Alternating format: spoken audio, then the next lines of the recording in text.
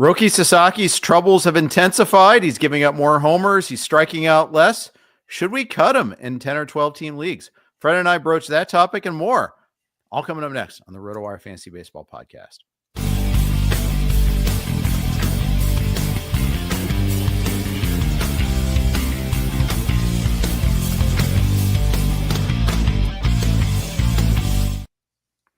Hey, everybody. Welcome to the RotoWire Fantasy Baseball Podcast. Jeff Erickson here with Fred Zinkie. Welcome, everybody. Thanks for joining us today. Fred, I know you're playing a little hurt today. We appreciate you jumping on board. Other than that, how are things going in the Great White North? A little under the weather, but other than that, so my voice might be a little off, but other than that, good. My Blue Jays have won 4 in a row to climb back to 500. So we're believers again. The sky was falling when Jeff Hoffman blew those couple saves in Los Angeles, and then 4 in a row. So now they had a day off. There's no better feeling maybe for a team than a little winning streak, and then you fly home, and yeah. So we'll see where it goes from here. Yeah, let's talk about Hoffman, because we probably won't do 7 struggling closers or something of that nature. That we'll move on to a different topic, because we kind of already did that with closers already. What happened with Hoffman in those 2 games against the Angels that allowed him to just bounce right back for those 2 games against the Mariners, where he's dominant again? Yeah. Well, the first start, trouble with home runs. He gave up 2 on 9 pitches, which is that really bad? really unlike him. So he's only given up 1 other home run all season. I think the Jays have worked Hoffman pretty hard. Like, he's already thrown 19 innings. He's already made 16 appearances. Like, they've had him work 2 innings a few times, including a few days before those games in Los Angeles. So I wonder if like I said, he's been worked harder than the average closer so far this year. I feel like the Jays are mostly kind of like just teetering, hanging around in the race. Like, their team's not that good, but if they put it all together, they can hang around in the race. And so I feel like they've been leaning on him, because he has pitched really well this year overall. So they've been leaning on him to carry them through some close games, sometimes pitching 2 innings. And I wonder if it just caught up with him. But then he comes back and in Seattle pitches twice and gets all 6 outs via the strikeout. So, and no base runners. So I'm invested in Hoffman. I wish I had him in the main event. I don't. Instead, I'm dealing with Raisel Iglesias. Good thing that was my guy. My guy record's not going so well. Blake Snell and Raisel Iglesias both at a 6 count there, and Iglesias had some help yesterday, but the problem is he just hasn't been dominant enough. He's getting a little BABIP too, but still, Hoffman I've got in tout. I traded for him in XFL. I think I have him in 1 other league as well. So seeing that little dark turn was kind of scary, but I think he's back a little bit now. We'll see. It's just a weird couple of days in Anaheim, and who hasn't had a weird couple of days in Anaheim between us? I'm not worried about him. With Iglesias, it really comes down to the home runs. Like, he's already given up 6 home runs this year. That's more home runs than he gave up all last season. Yes, it is. Yes, it is. One of them to my Reds, no less, too. Our main topic today, saying goodbye to these struggling starters. Let's talk about the criteria for gumming up this list in the first place here. How did you determine who's on this list? Yeah, so at the start of the week, started play this week, I went through the earned auction value calculator and identified pitchers who have been worth -$5 or worse. And the list is a little bit surprising. So, and to be clear, not every pitcher on that list is going to be discussed on today's show, because some of the pitchers on the list are crummy and not really owned very much, and things like that.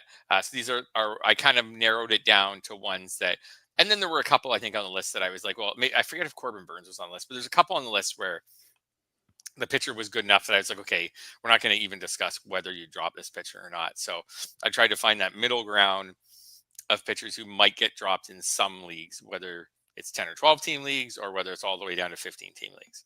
Fair enough. I like the criteria. Let's jump into the cover boy. The guy that we put together the graphic for. Alan Soslowski did a great job with that. Roki Sasaki. Roki Sasaki is on the struggle bus. 6 homers allowed in his last 5 starts. The K rate is down. We alluded to that in the cold open here. That it's something that we did not expect. We expected the walks to be there, and they have been there. 22 walks in 34 innings, but only 24 strikeouts. Only 34 innings in 8 starts so far, despite them, the Dodgers taking great pains to stretch him out a little bit there. Is Roki Sasaki a cut for you, Fred? I think in shallow leagues he probably is. When I do look through his game log, like he has had better length recently. Like his most recent start, he struggled against the Diamondbacks, but Diamondbacks have a good lineup. Like a lot of people have struggled against the Diamondbacks this year. In his 3 starts before that, he faced Texas, pretty easy start this year. Pittsburgh, really easy start. Their last scored. The start of play this week, and then Atlanta, which has actually been a fairly easy start this year, surprisingly. In all of those starts, he didn't always have a quality start, but he allowed 3 runs or less and threw at least 5 innings. So something kind of serviceable. There's just like not really much to like here. Like his strikeout to walk rate is basically 1-to-1, and he gives us a homer in almost every start.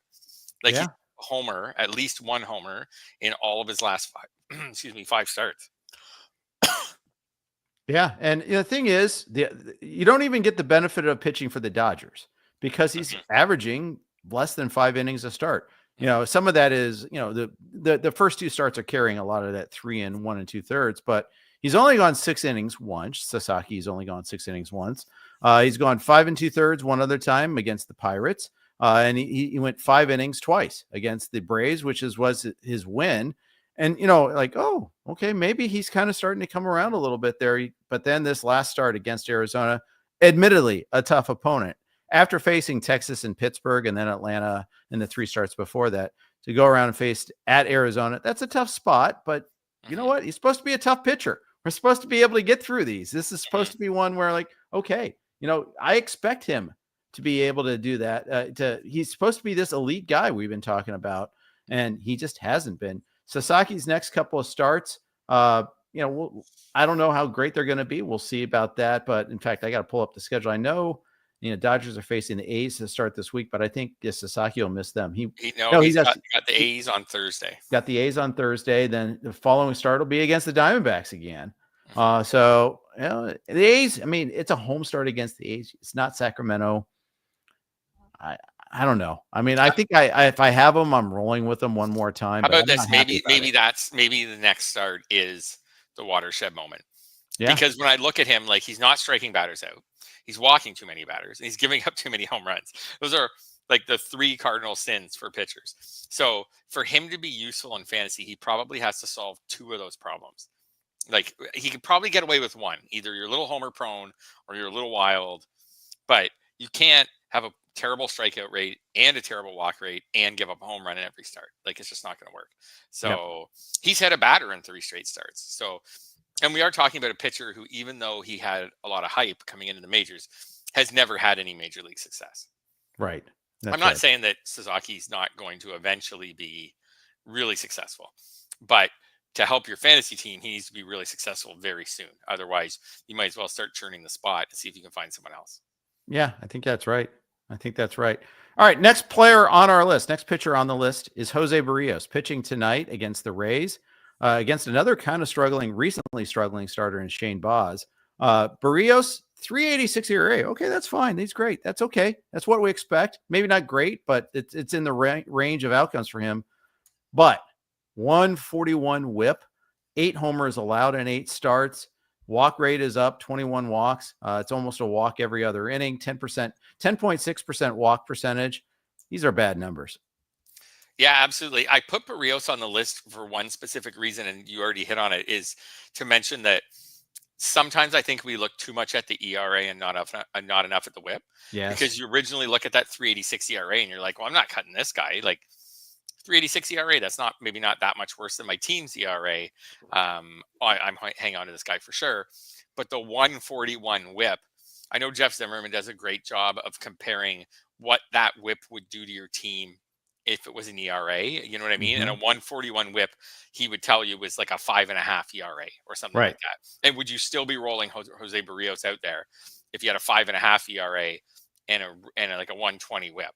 Like, I think then people would be more likely to bench him.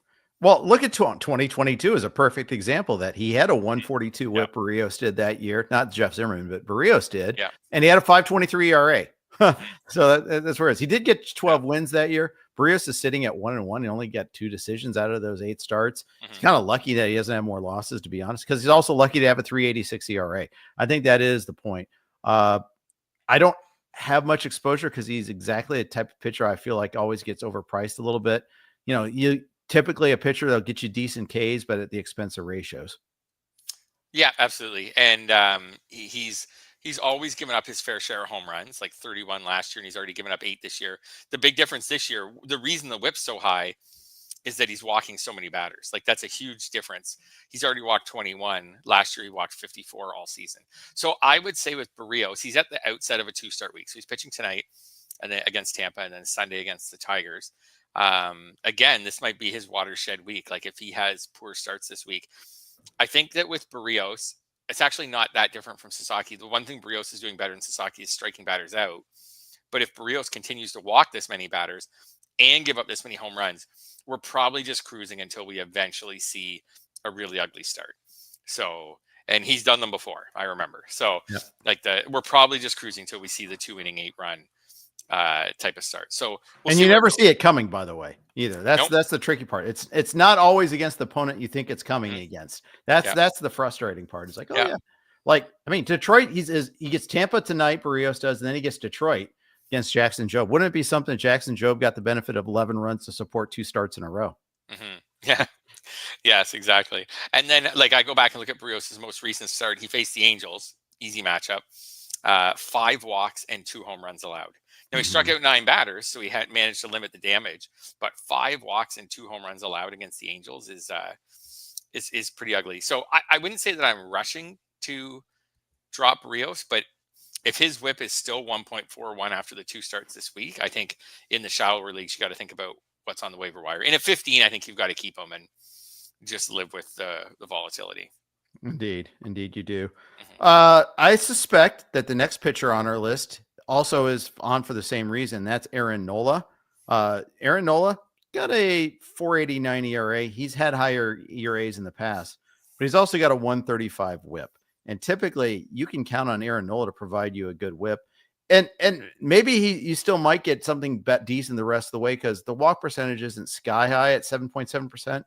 It's up, but it's not quite, crazy high. What say you?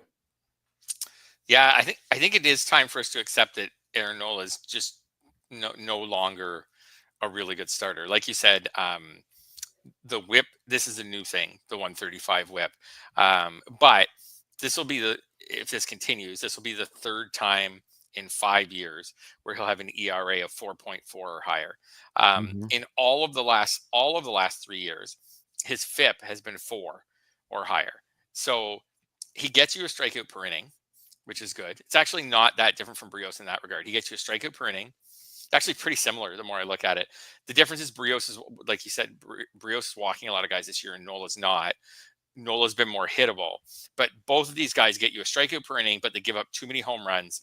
And because of that, the ERA is really volatile. Nola has had some bad BABIP luck so far this year.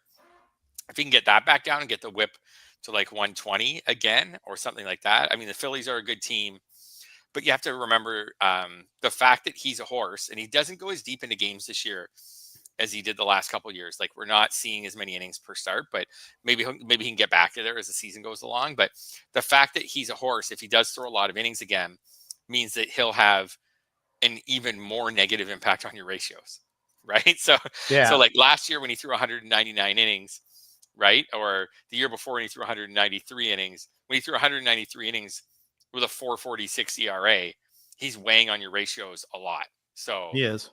Because of that. So the fact that he throws a lot of innings means that his ratios are really important. Now, like I said, though, this year so far, he's not going super deep into games. We'll see if that changes maybe as we get deeper in the season, or hopefully he has a little more success.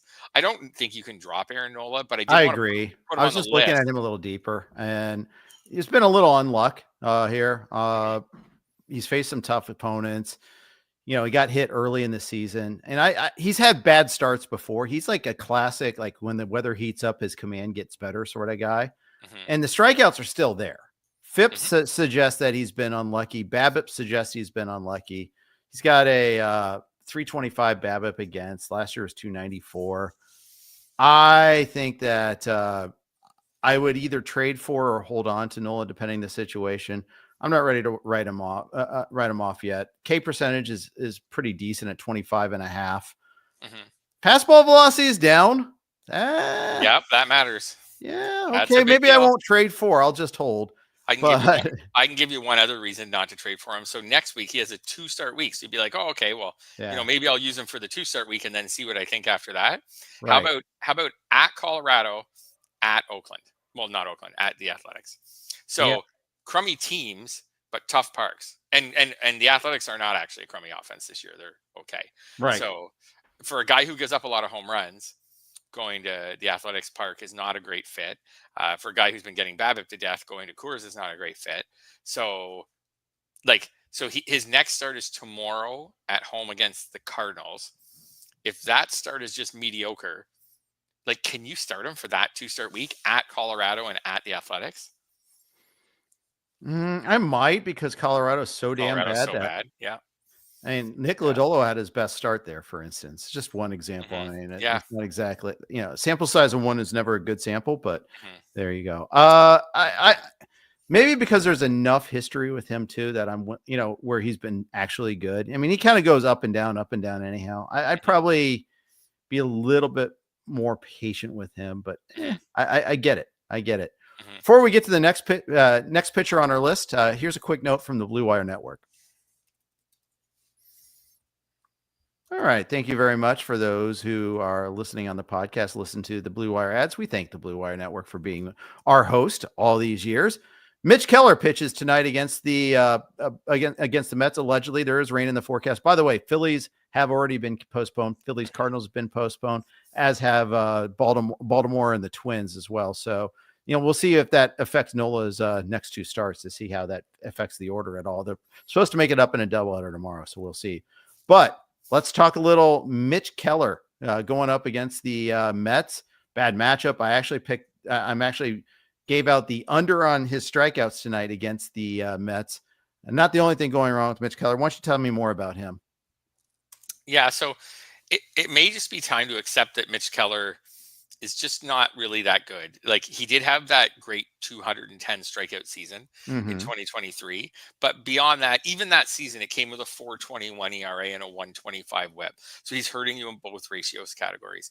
He's never really helped you with your ratios. And then last year, 4.25 and 1.30, again, hurting you in both ratios categories.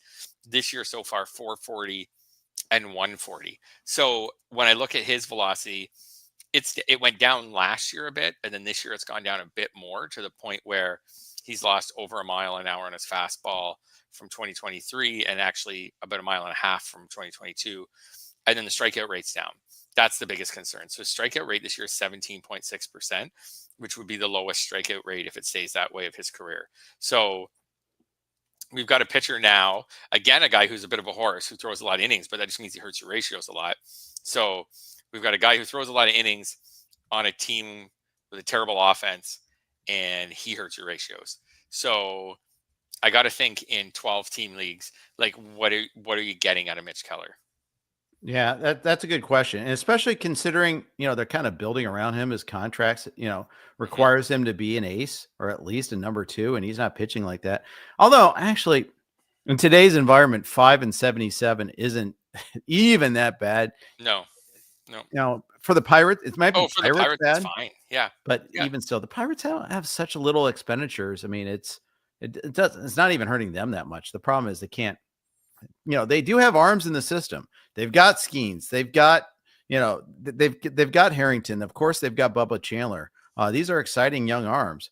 The problem is none of these guys can hit, and that's their issue. I mean, they're getting good, pretty decent work out of Heaney and even Bailey Falter. Majinski actually pitched well in his last start, but I don't think they're going to get a big bat for any of these guys. That's the problem, and they can't develop bats. That's their other problem. They can't go trade for that hitting prospect, because they do a poor job of developing hitters. They also don't try. They're another team that doesn't try. I mean, try.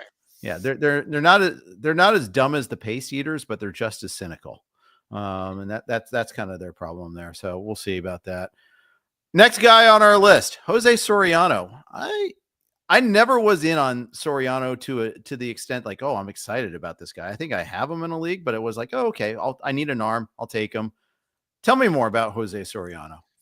Yeah, I think some of us in the fantasy community did get kind of into Jose Soriano because he's one of the leaders in ground ball rate. So Yeah. career ground ball rate's 58.8%. There's not a lot of guys.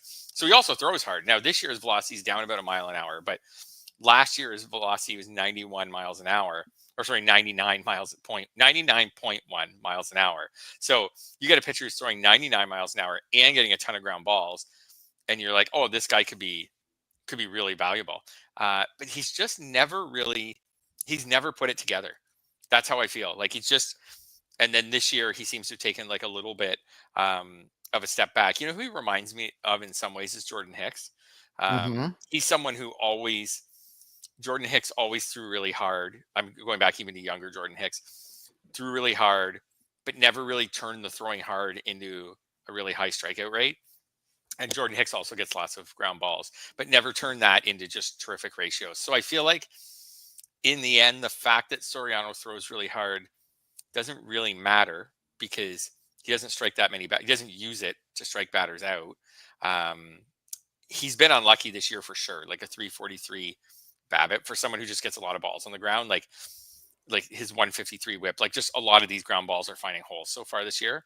So the ERA and the whip should probably be better than they are. But at the same time, like I'm starting to wonder what the upside of Soriano is when the strikeout rate's low. And then like we've seen now a fair amount of evidence in his career that the ratios just aren't really that good.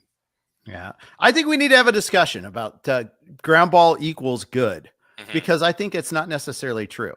I think it's interesting. We see, oh yeah, we got to attack these ground ball pitchers. Sure. They may limit home runs. There's value in that. But you know what's the next best thing to a strikeout? It's a lazy pop fly, a lazy fly out. That's an out every time. Hard ground balls, you run the gamut of BABIP block. With ground balls you do. And, ground balls typically are hit harder than fly balls. The exit velocity on ground balls is higher. So that makes you run a little unlucky in terms of, BABIP.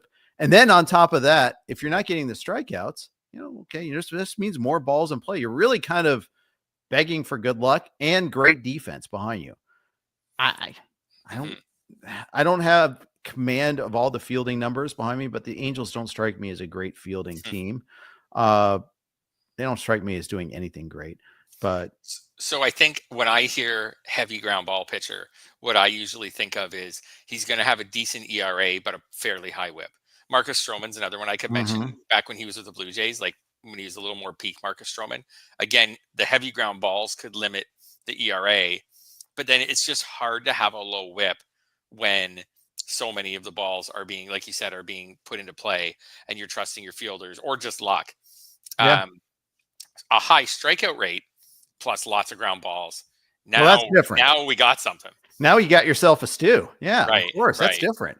But Jose Soriano hasn't been able to do that, which is why he's got a career 131 whip, which means he's been consistently hurting people's whips throughout his career. So I don't know. I don't know if I would cut Soriano, but I certainly I have much lower expectations now, a lower ceiling of what he can be.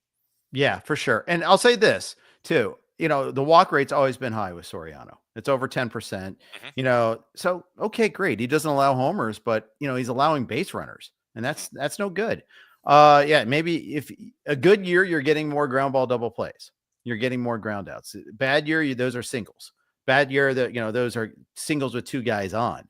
And then a wild pitch happens. I think also, the velocity on his fastball is great, but what are his other pitches? I mean, and that, baseball is all about strikeouts and it's all about movement. It's all about command. We've seen so many gains in, the sweeper or, all the variations of the changeups. That's development as a pitcher. That's where you get the strikeout percentage, not just from merely throwing hard.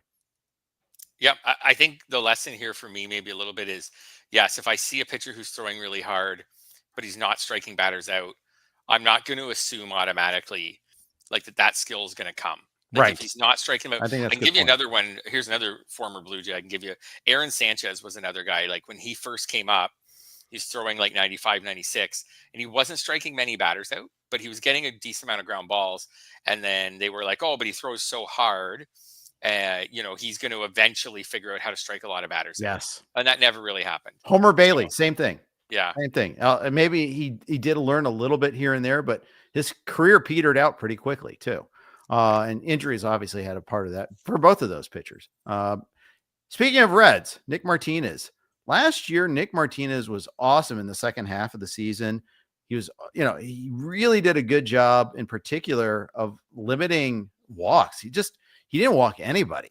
And this year, full-time as a starter, it hasn't been as rosy. I still wanted to pick him up this week because he's got two good matchups. He got the White Sox this week, and then I think he's got the Marlins next week. No, the Pirates, even better. So he's got a home game against the White Sox and at Pittsburgh after that, and then at KC after that. So pretty decent setup there. KC's not super, it is not really a super great matchup there, but it's still pretty good. Mm-hmm. But we haven't Ryan Gusto last night. Yeah. Well, yeah, exactly. Anyways. But the problem is Martinez hasn't been able to replicate that success this year. Where are you on Nick Martinez? Yeah. So, you're the Reds guy. So what is going on here? So the walk rate, like you said, last year he didn't walk anyone. This year though, he's still not walking many batters. Like it's a 5.9% walk rate. So that's still really good. It's almost double last year though. It is 3.2 last year. It is. It should be plenty good enough to have success. So I feel like he's been fairly unlucky. Like we're looking at a 323 BABIP and a 68.7 strand rate, 68.7% strand rate. So that strand rate's really, really low. So you get those two things together. I would say his ERA, most of his ERA estimators are 4 or a little under 4. So there are probably better times ahead for him. And if you take the BABIP down, then the whip comes down. Maybe we get a whip in 1.25 or 1.2 or something like that. Mm-hmm. All of a sudden, now we're working with something. So I guess I wouldn't cut him. I would still. Yeah, I actually picked him up in a couple of leagues, and I actually think he has been a little bit of a, BABIP unlucky guy. He hasn't walked anybody in his last 2 starts, and Nick Martinez hasn't. So I'm going to use him for at least the next 2 or 3 starts, and then we'll kind of go from there. But I think he has been slightly unlucky. He also was head-to-head against Hunter Brown last time out, and Astros shut out the Reds 3-0 in that one. So I often wonder what happens when a pitcher knows he's not going to get run support if he pitches any differently. Mm-hmm. Yeah, it's certainly possible. So, but yeah, after talking about him here and looking at him a little more in depth, maybe more optimistic on his ability to turn it around than most of the pitchers that we've talked about so far. Next pitcher, this is a guy I didn't think deserved the rotation spot in the first place there, so I'm biased against him, maybe because I have some exposure to Hayden Birdsong anyhow, and that's Jordan Hicks. You kind of alluded to Hicks earlier, and kind of the fastball but no strikeouts type of guy. Tell me more about your approach on Jordan Hicks. Yeah, so I have him in one league, and super frustrating this year. Like he's got a 5.82 ERA and a 1.41 WHIP, and what makes those ratios even worse is first start of the season was 6 innings. He was awesome. Yeah, 1 hit, 2 walks, 0 runs allowed. And he was on waivers in a lot of leagues for that start. So there's a lot of us out there who picked him up after that start, spent a decent amount of fab, and then have absorbed everything but that start, which has been a bunch of lousy starts. And so since then, he doesn't have a win. He has no quality start. Oh, 1 quality start. He's been okay the last 3 starts, 3, 3, and 2 runs respectively. 16-2 K to walk in those 3 starts and 16 innings. So yeah, he was really rough against the Brewers, Phillies, and Yankees. And that Phillies start, all the damage was done in the first inning on that one. Then he had 5 runs and 5 hits in the first inning, gave up only 1 more hit the next 6 innings, no runs. So, there's some things. The other thing about Jordan Hicks, though, is kind of funny is he's only allowed 2 homers. And they were both in the second start of the season against Seattle. He does not allow home runs. Again, maybe this is another one of your ground ball love guys. Yeah, absolutely. And where I found him frustrating is even like his second last start was at home against the Rockies. Like, holy moly, how great of a start is that? It's the best start in baseball, getting the Rockies on the road in San Fran. He's still 5 innings, 3 runs, 5 base runners. Like, it's like, okay, like, but you're like, man, that's the best you can do against the Rockies. So I'm at my wit's end with Jordan Hicks. Then I go look at the underlying numbers, and then I'm like, oh, we're going to have to give this guy a little more patience. So he's been really burned by a 57.9 strand rate. Like, that is so ridiculously low. Yeah. Like, if that strand rate lasted all season, it would be the lowest mark in baseball. I don't know if it's the lowest mark right now. I don't have it up in front of me, but typically the pitcher in baseball who has the worst strand rate at the end of the season, qualified pitcher, will be about 65%. So 57.9 is so unlucky. 344 BABIP is also really unlucky. That being said, he's had high BABIPs each of the past 2 seasons. And as we talked about, when you induce a lot of ground balls and don't strike a lot of batters out, you are kind of at the whim of where all those ground balls go and, who fields them and everything. So I think where I'm at is, I think his numbers will improve. I think the ERA will improve a lot. Like, I think the ERA can come down into the 4s. But the whip, I think, will only improve a little, because we're on 3 seasons of this now. Like, 141 this year, 145 last year, 136 the year before, 130. Actually, I can keep going. You know what I mean? Like, his career whip's 135. So Jordan Hicks is going to hurt your whip. I think he can be, like we talked about already with some of the pitchers, he can be that ground ball guy who maybe has a 4 ERA and hurts your whip. So if you're in for that, good. If you can find someone with upside, I think you could feel free to drop him. All right. How about his teammate Justin Verlander? 431, 135. Been pitching marginally better lately, including last night. Only 2 runs, 2 solo homers allowed to Corbin Carroll. Though I think he got a little lucky in that. He gave up 9 hits in 6 innings, 1 walk. Where are you on Justin Verlander?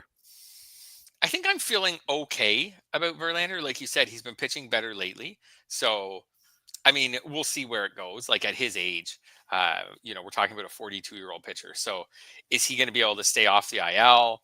Is he going to need breaks at some point this year? Like, we'll see. But right now, like, his overall value this year has been low, partially because he has no wins. So that's really unlucky for a guy who pitches for a team with a winning record, and a guy who has thrown 5 innings in 8 of his 9 starts. To have no wins is really unlucky, and that's part of what's driving his value down. He's been quite homer prone, but we've seen Justin Verlander be homer prone before. This year a little more so, but like, would I drop Justin Verlander? I guess I'd drop him about as fast as I drop Jose Soriano or Jordan Hicks. Like, Fair. Like, if I had something on waivers in a shallow league that I liked, I would go ahead and drop him. I don't think there'll ever be a stretch from Justin Verlander anymore that's amazing. Right. Like, I don't think there'll ever be a stretch this year where you're like, oh, Justin Verlander's like won his last 5 starts and has a 2 ERA and a 0.87 whip over 5 starts. Like, oh, it really sucks that I dropped him. Like, we just don't really see that anymore. So he's more of like a 4 strikeout per start pitcher now too. So nothing special. So, like, I would be willing to drop him if you know what I mean, if I saw something I liked on waivers, but I wouldn't have to. There's the odd time where I'll drop a pitcher because I just need to get away from him, so I don't use him anymore. I'm not anywhere near there with Verlander. All right, very good. It's often been said, Fred, that you say you only hear what you want to, but Yusei Kikuchi has not given us what we want here so far. 147 whip. Gave up 4 runs, only 2 earned last night against the Padres. I sometimes think the unearned runs are kind of a dodge sometimes in reflecting how well you pitch. Sometimes part of the skill is working out of jams created by your infield. So we'll see about that. But he hasn't been the same guy that he was with the Astros at the end of the season last year. No, definitely not. And the baseball fan in me says it's not shocking that Kikuchi, who's been volatile throughout his career, went and signed with a team that is not known for being a really smart club at, maximizing the production of their players. And then now we're seeing the bad version of Kikuchi. So, he was on a team like the Astros that does a great job with pitchers, and he looked really good. And even at times when he was with the Blue Jays, who do an okay job with pitchers, he looked fine. But now he's on a team that tends not to do a great job with pitchers. Yeah. And he's not at his best. He looks more bad than unlucky. Like the BABIP's pretty consistent with other years. The strand rate's consistent with other years. The walks are up. The strikeouts are down. Like, this is a skills thing. Like, he's been bad. The Angels aren't good. I would probably be closer to cutting Kikuchi than maybe any pitcher that we talked about so far. Wow. Yeah. I actually have him, but I have him in an AL only. And you're right, though. It's been tough. It has been really tough. Like And he's rarely been helpful from a ratios perspective in his career. Like yeah. his career whip's 135. His career ERA is 452. Like those are really bad numbers for a guy who's now thrown almost 1,000 innings. Like those are really bad numbers. So he's going to get you a strikeout per inning, but he's going to kill your ratios along the way. He hasn't won a game yet. That's less surprising than it is for Verlander because it's the Angels. Right. Right. I don't feel good. I might, and if I had Kikuchi, I might try to take that 3.72 ERA and get rid of him. Yeah. And get anything for him. I like the guy, but I you might be right. And all that is happening there. By the way, if you have Tanner Houck, like Kurt did, and I apologize to see this, Kurt, and I know Kurt. Long time no talk, buddy. Sorry, it's about Tanner Houck that we're talking about him. Talking to Kurt with Eric. I used to coach soccer with Kurt. Yeah, Tanner Houck, 211 earned run outings so far. Pretty easy cut. I mean, he was showing signs of stabilization. People probably actually dropped him and others picked him up. So someone else got to turn at the wheel. If you had both of his 11 earned run starts active, my heart goes out to you, man. Like I have him in a couple leagues. So oh no, if you have, did you have him active in the tout for the second one? Like yesterday? Yeah. Yes. Oh no. Yes, sorry, he'd been Fred. pitching really well lately. He had been pitching well, so he had allowed 4, 8, 9 runs in his last 4 starts. I know, like 357 and 117. I did a segment on VSiN about it. So I'm even though I don't have him on my watch, I may or may not have suggested the Red Sox money line yesterday because I didn't trust Jackson Jobe. So oops, sorry. I think you got to drop Tanner Houck just to move on in life. Like, and there's probably some poor people out there, and I can't even remember if I'm one of them or not, who absorbed the first terrible start, then benched him for a start or two because they were shell shocked, missed out on some okay starts, put him back in the lineup, got a couple okay starts, and then got this one again. So not only they haven't got the 8.04 ERA, they've gotten even worse because they didn't even maybe get the start after the terrible start. The start after the terrible start came against the White Sox, so maybe some people would have left him in the lineup, but it was really hard to leave him in the lineup after he gave up 11 earned runs in 2 1/3 innings. These two starts too, the stat lines in them are almost like mirror images of each other. Yeah. Like the hits, everything, the runs, the innings, the hits, the walks, the strikeouts, they're almost mirror images of each other. Dialing all the way down to swings and misses. He had like 2, I think, in each start, or maybe 1 in one and 2 in the other. It just didn't have it. And this kind of stems back to the second half of last year too. So yeah, 10 and 12 team league. He will never grace my roster ever again. Maybe in a 15. 15 is tough. 15 is tough to cut any of these guys because it's just so hard. You look at the main event waiver wires. You look at the RotoWire staff keeper league, 18 teams. There was like 6 guys that were available as starting pitchers, and 4 of them were Rockies or White Sox. You're like, we'll move on. This is the highest drafted player on our list is coming up next. He gets a pitch in a great ballpark, and he's just throwing it all away. And that's Bryce Miller. This is one that there were some warning signs. I know like Nick Pollock was kind of talking down Bryce Miller in the offseason. Nick's from Pitcher List. If you don't follow at Pitcher List on Twitter, what are you doing? You need to fix that right now because Nick is still the best when it comes to pitchers. But he was a little lukewarm on Bryce Miller, and unfortunately, Miller's performed even below that so far. Yeah, this one's been like to most of us really surprising, and maybe not to Nick, but to most of us really surprising. And I feel like you can't cut like a 26-year-old pitcher who had so much success going into this season. But he's just had all the bad things happen. So the walk rate's almost double from last year, and 12.1% is like not something he can work with.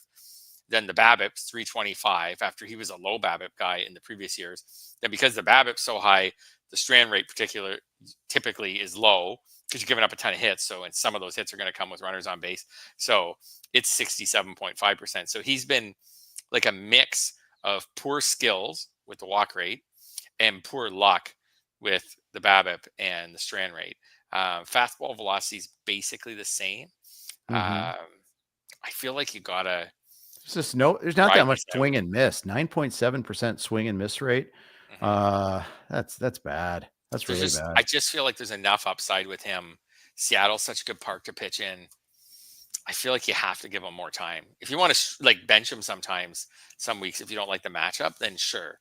But I just don't think even in a shallow league, I don't think you can cut Bryce Miller. I think he's a streamer now. I think at best he's a streamer. I think you got to pick your matchups and go from there. I mean, the walk rate's doubled. You just can't get away with that there. And that's what had really driven his success, was because the strikeout rate was never special. It was fine, but it was never special. The walk rate was special. So he was able to have a low walk rate. And then so far he'd been really fortunate with his BABIP. Like you said, and Nick might have caught on to this, like his ERA estimators, his xERA, etc., they had been significantly higher than his ERA. They were significantly higher than his ERA last year. So that would give you some reason. I don't have any shares of Bryce Miller, and I wonder if that was some of the reason, is when I was doing my projections.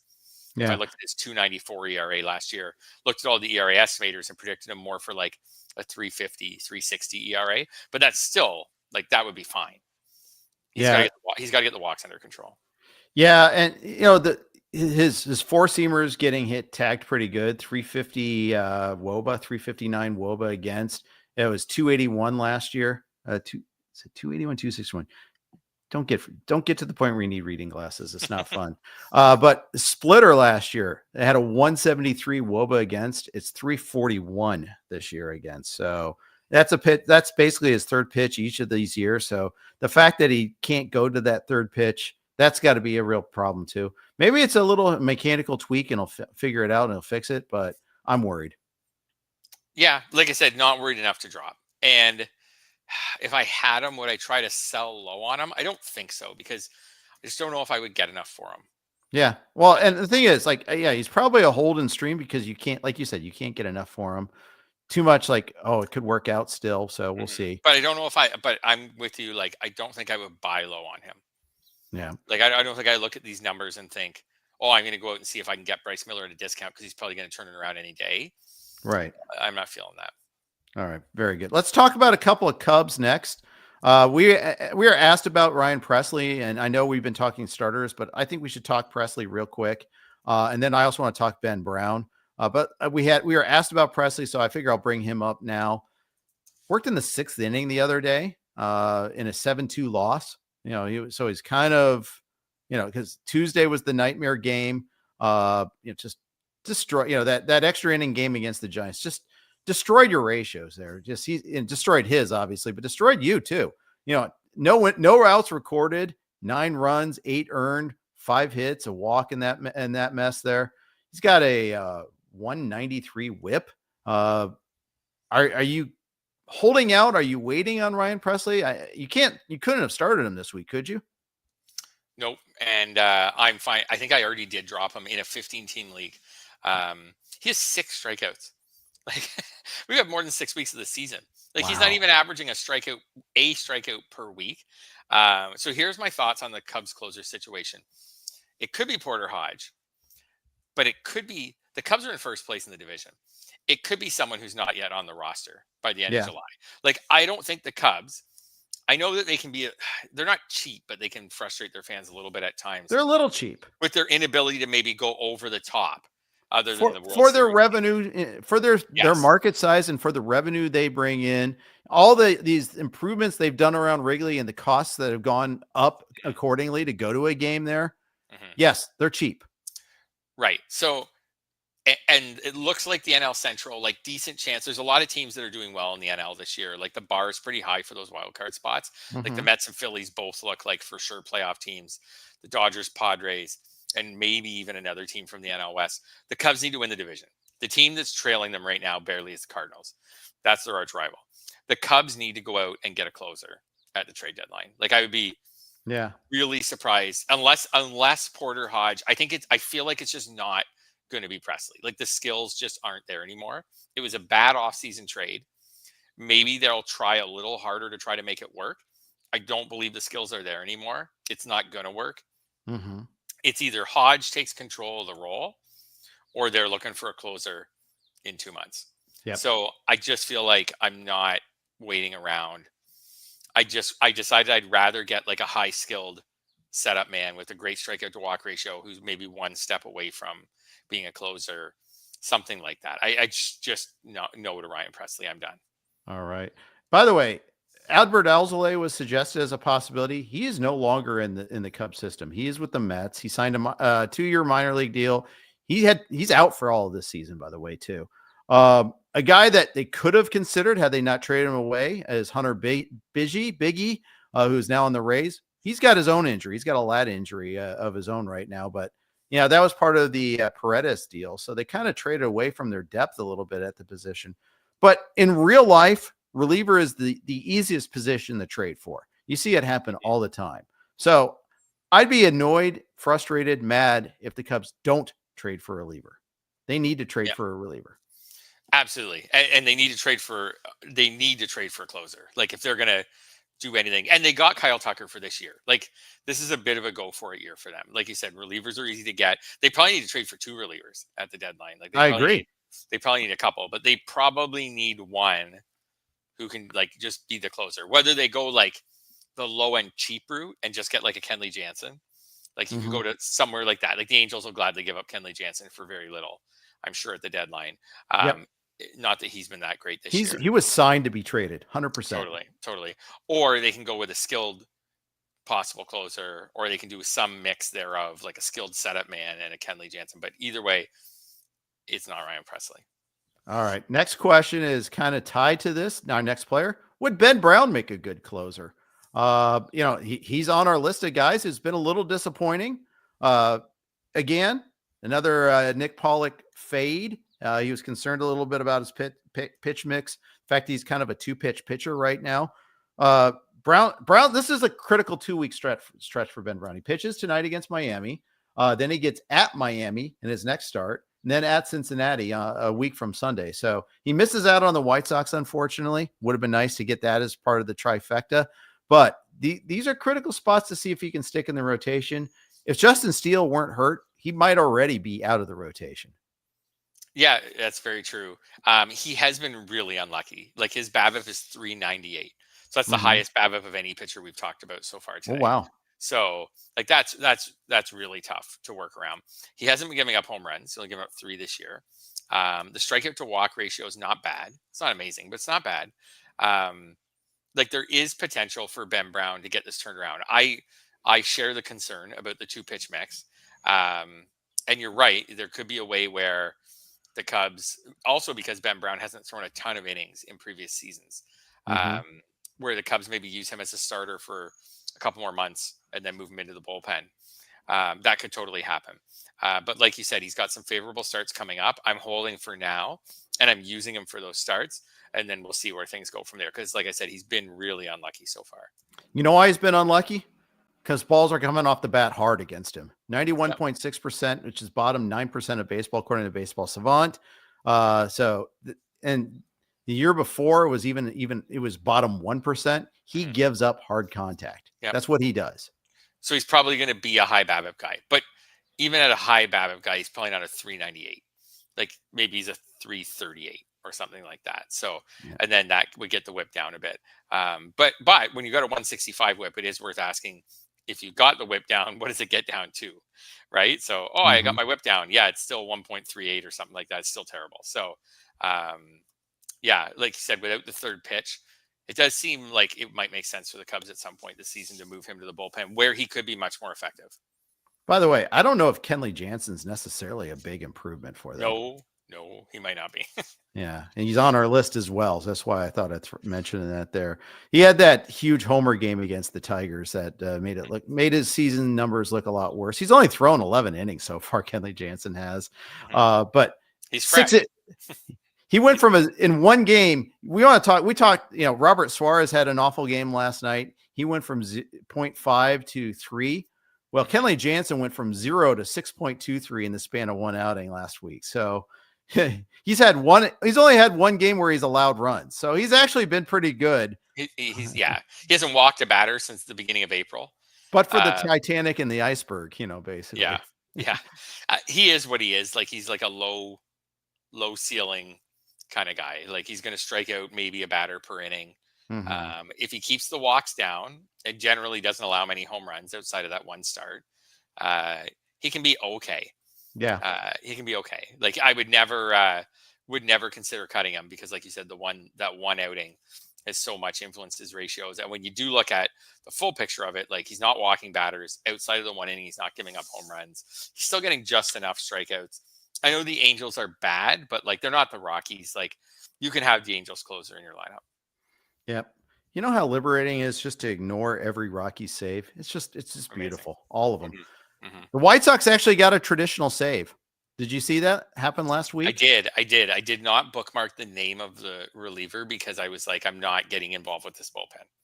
Cam Boozer. That's right. Is your answer. 33-year-old made his debut in the majors last year with the Red Sox at age 32. I think we can. Good for him. I'm happy for him. I don't want to say anything else derogatory, but I'm ignoring the White Sox. Anyway. Meaningful moment. It's actually his second career save for Cam Boozer. He got one with the Red Sox last year. Yep. So when I saw the name, I thought of Buff Bonser, I always thought one of the great baseball names. I thought about the Duke basketball player, Cam Boozer. Oh, yeah. All right, next guy on our list is someone coming off his best start. Fred, I'm kind of surprised. I think it was a shot at me that you added him because I have him in labor, and that's Ronel Blanco. Big strikeout game against my Reds. So it's a double shot at me. It was against my Reds, and it was against the player I rostered. He's starting to look a lot better, and that start obviously made a huge difference. And now I would say, like, you're definitely holding him everywhere. Mm-hmm. It was really easy at the beginning of the year to wonder, was this guy like a 1 year flash in the pan? Like, we don't usually see sustainable breakouts on the wrong side of age 30, which is what we saw from him last year. He's shown the ability to maintain a low BABIP, at least so far. Like, his BABIP was low this year. It's low again. His BABIP was low last year. It's low again this year. So you can start to believe that, quality and his, when you talk about Ben Brown, the exact opposite. So with Ronel Blanco, 85.5 mile an hour average exit velocity. His xERA is 2.82, which is amazing. So Ronel Blanco, maybe prior to this start, was a buy low. Yeah. Now you're probably not buying him low after 8 innings and 11 strikeouts. He's given up a lot of fly balls this year. That kind of shows in the home runs allowed a little bit there too. Mm-hmm. Yeah. Buy low or a hold for me, for sure on Ronel Blanco. All right. Let's talk a little news and notes. Sure. We talked Tanner Houck already. Don't need to talk about that. Let's talk Cubs though. Ian Happ on the IL. They tried to go day to day for a while. Very nice of them to wait till after they played a game to put him on the IL. So if you were waiting, you couldn't do anything about it. Thanks, guys. Appreciate you on that. It's kind of noteworthy, the guy they called up, Moises Ballesteros. Absolutely. So Ballesteros, with catcher eligibility, I think instantly is a possibility in 2 catcher leagues. So we'll see where the rest of the week goes with him as far as bidding on him in NFBC formats on Sunday. But we're talking about someone who this year was hitting 368 in the minors, with a 942 OPS. Like, he's always been able to hit for average in the minors. Shorter guy, more of a compact swing guy, keeps a solid strikeout rate, doesn't strike out too much. So could have some immediate success. So we'll see kind of where I want to see the Cubs lineup and see if he's in it tonight. I was just going to say, the only thing I kind of question is the playing time. He is not in the lineup tonight. He's listed on Roster Resource as the Cubs' new DH. Yep. However, tonight the DH is Carson Kelly, and Miguel Amaya is. And that combo has been working for them. That's the other thing. Kelly is having a great season. In fact, I talked about this on the Sunday podcast. I have a roster dilemma. I have 3 good catchers. I have Francisco Alvarez, Ivan Herrera, and Carson Kelly. While Alvarez and Herrera are out, Kelly was my fill-in. I don't feel like I can cut Kelly. Nope. I think there's rare circumstances where you have to hold a third catcher. I know no one ever wants to hold a third catcher. I have one NFBC team that's the same. I lost Herrera And then when I lost Herrera, I picked up, oh my goodness, from the Tigers. Dingler. The Dingler. Dylan It's my Dingler. baby. Yes, I picked up Dylan Dingler. So now on that team, I have Cal Raleigh and Yvonne Herrera, the two start catchers I drafted, and Dingler. And I don't think I can drop Dingler. He's had good offensive numbers this year. He's hitting 282. And then on top of that, his defensive metrics are outstanding. Like he's some of the best defensive catcher stats in baseball so far this year.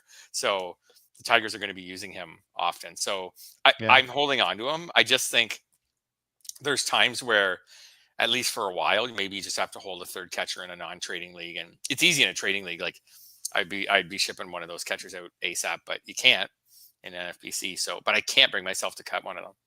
Yeah. I'm in that boat for now. And honestly, we did bench Alvarez for the first half of this week because they were facing Paul Skeens yesterday. So that was like the little tiebreaker.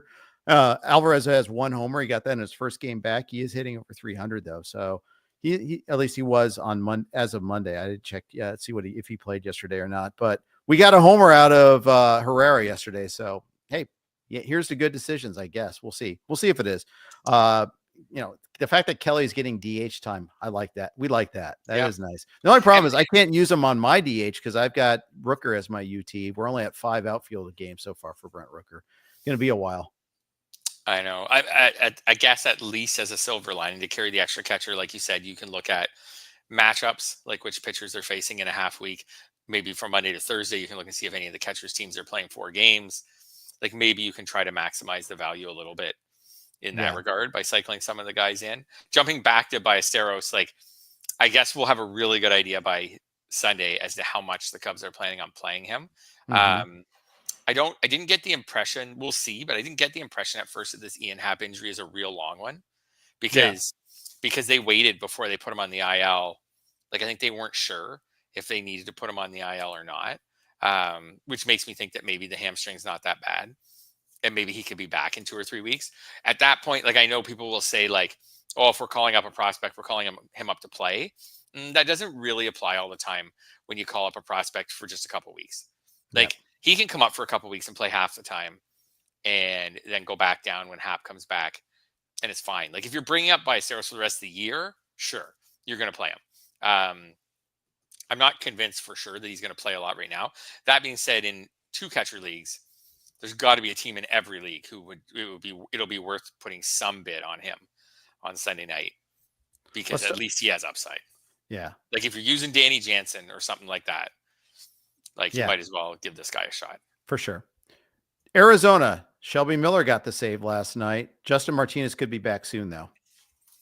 Yeah. And I kind of feel like when Justin Martinez comes back, there's a really good chance that he gets back in the closer picture right away.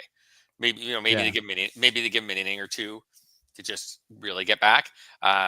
So I wouldn't go. I can't right now. Shelby Miller's pitched great, like really great this year. I can't get myself to go all in on him. I mean, we're talking about a guy with 5 career saves. Right. I can't convince myself to be like, oh, Shelby Miller's pitched great this year. They won't turn away from him. Martinez it's Torey Lovallo anyhow. You can't trust him anyhow. So there's no way you can go all in on Miller, but you can roster him.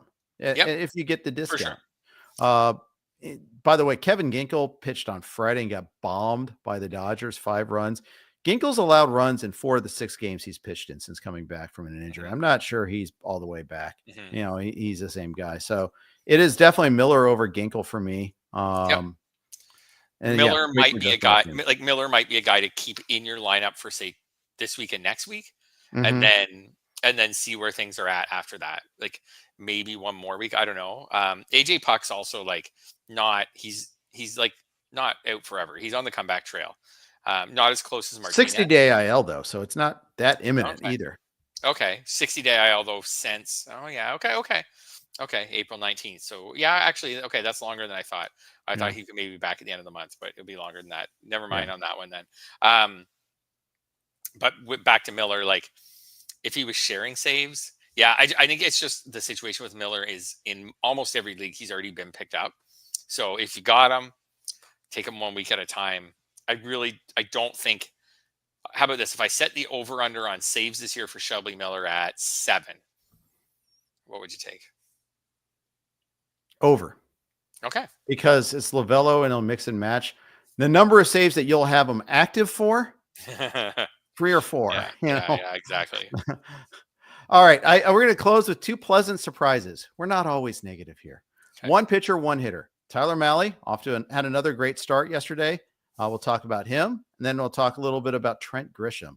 People, when we tell you the Trent Grisham stats, you'll be amazed. You will not believe it. But let's talk Tyler Mahle first. Beat the Pace Eaters last night. They won 2-1. We know this isn't sustainable, 147.096. But again, what's it regress to?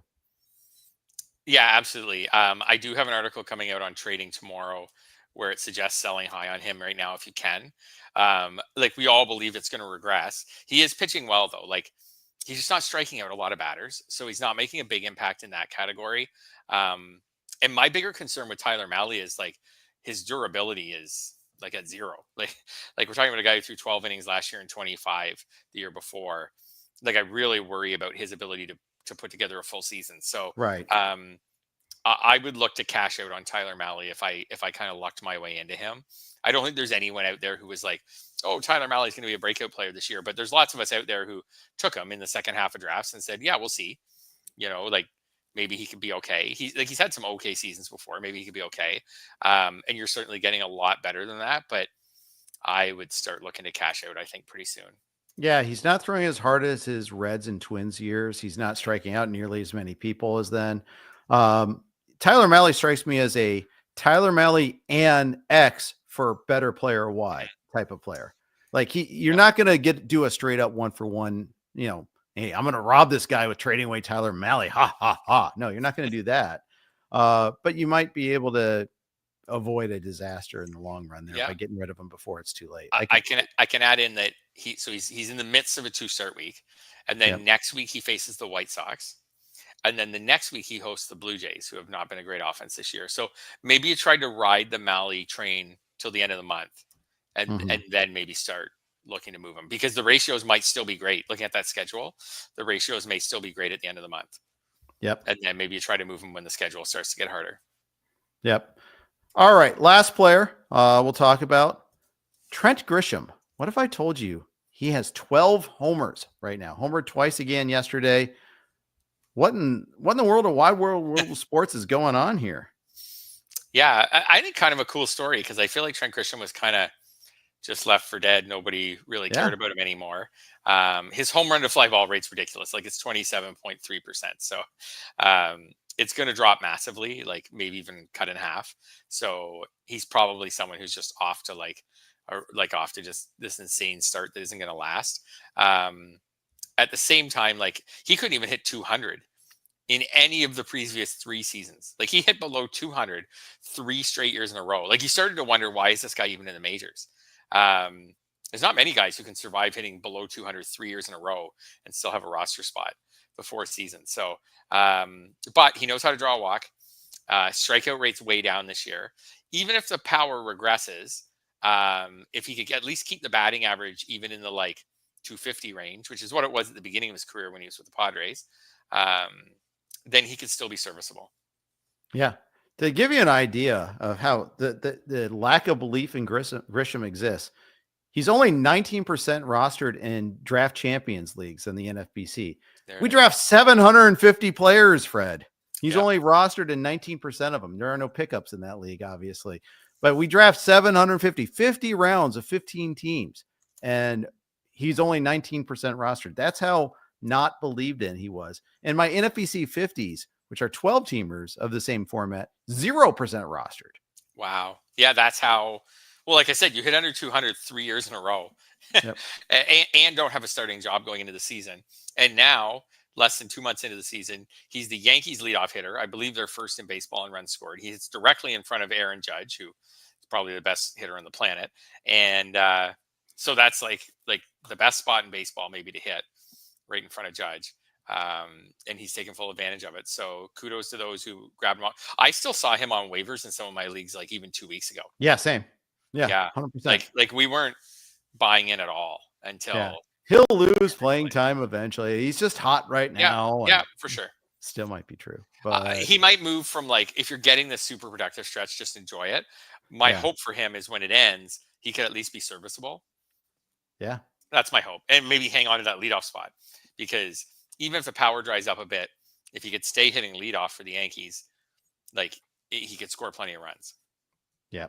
Yeah, for sure. That's the thing is, I don't think it lasts, but hey, enjoy it while it does. Yeah. And good defender in the meantime, and that gets some Yeah, extra playing time to get that chance. I think that's one of the things. All right, that's going to wrap up today's show. Good luck with your lineups on Tuesday night. Thanks for tuning in with us. Make sure to check for those rainouts because there's already a couple of them on the docket there. Good stuff, everybody. We'll talk to you again next Tuesday. Take care.